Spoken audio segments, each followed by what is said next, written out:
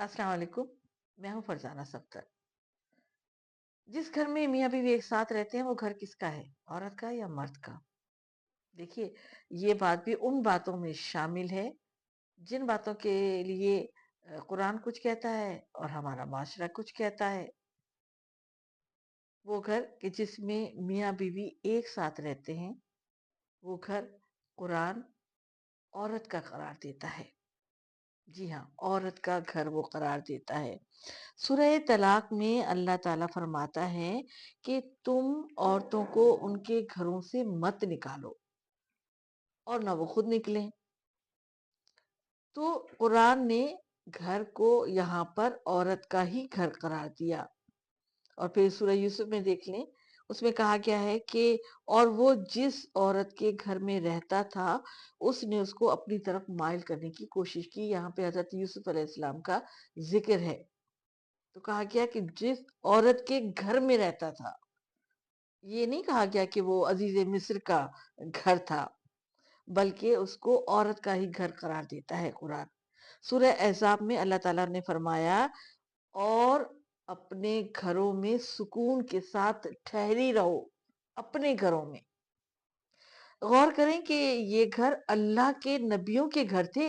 इसके बावजूद भी कुरान औरतों को ही कहता है कि ये तुम्हारे घर है।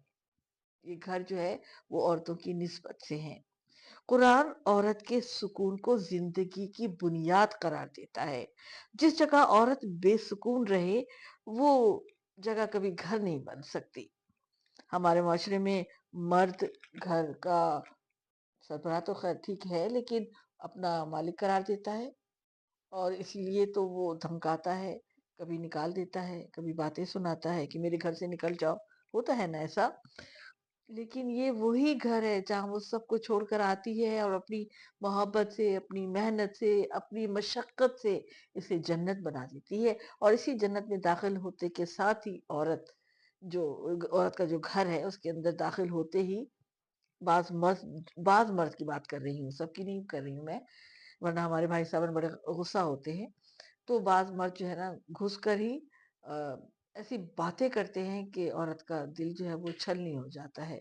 आपको पता है कि तलवार के जख्म से ज्यादा जबान के जख्म तकलीफ देते हैं।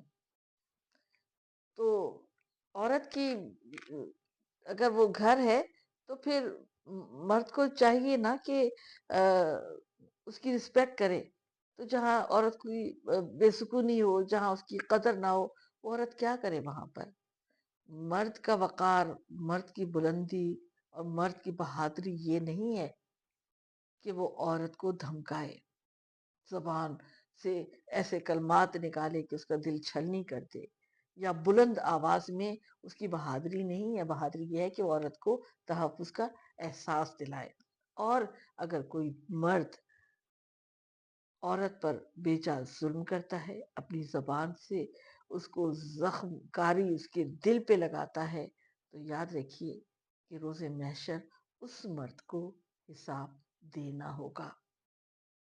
बात है सख्त, लेकिन है सच।